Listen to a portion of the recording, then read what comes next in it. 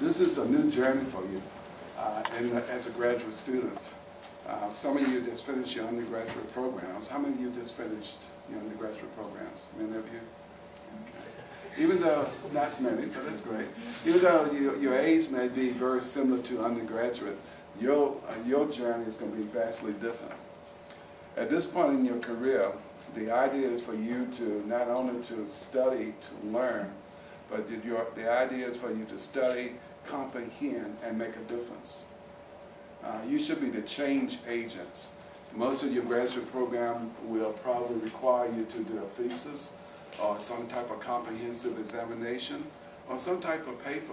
And you're going to get tired of papers. You're going to have paper after paper after paper. But that idea of that is for you to get accustomed to research and solving problems. You're going to be the problem solver. One of the first things I advise you to do is to develop a very close relationship with a faculty member. It's not so much what you know, it's how you present what you know in the graduate world that's going to make you successful or not. So you have to be able to communicate very well in written language and oral language, because you will have oral defenses and you will, of course, have written examination as well. And again, the expectation is vastly different from the undergraduate program.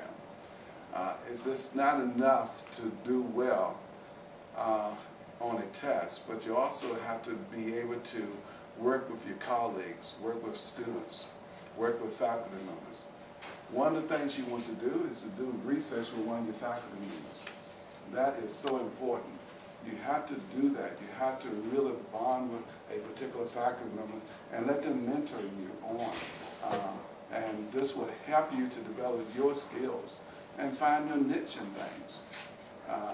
The programs you're going through, there are about 7 master's programs, if I got them all, and they vary from 30 hours, 36 hours, 32 hours, some 44 hours in the master's nursing program. So the number of graduate hours will vary. But it's very important for you to really buckle down and discipline yourself to be more than just a good test taker and more than just a good student. You have to be a person that really going to make a difference in the area for which you're in, whatever that discipline may be. So I advise you to, again, you're doing the first thing you're doing. Pay attention during orientation, because you need to know where all your resources are. There's no one going to tell you that again. Okay? Make use of your resources, because it's on you whether or not you're going to do it or not. Again, you're going to be exposed to different writing styles. Every discipline has its own way of writing thesis, and eventually you'll be writing your doctoral. You'll be studying for your doctoral exams as well. So again, writing styles is very important, so you have to make sure you know which one is applicable to your particular discipline. And again, communication is very important as well. Remember the rules of the game. Know the number of hours you need. Know that you cannot go below a 3.0 GPA. Know that you can only have 6 hours of C grades or C plus grades. Know that in your thesis, you can only have 6 hours for your thesis, although it may take you longer. Know that you must be registered during the time you're writing your thesis. Okay, so you need to plan ahead. Know what courses are offered in the summer, spring, or fall, so that you can plan your schedule accordingly.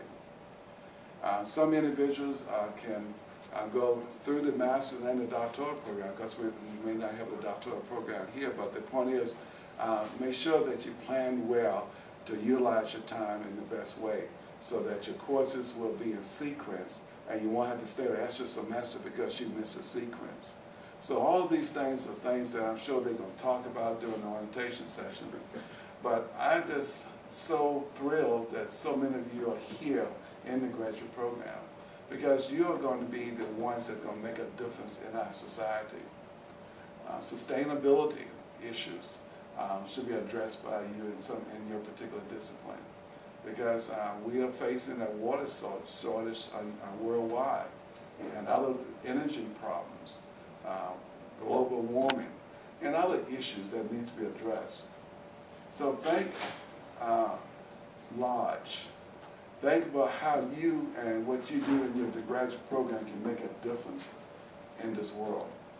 So when you think like that, the program is not just an academic endeavor, but rather it is a mission that you're on to make a difference in society.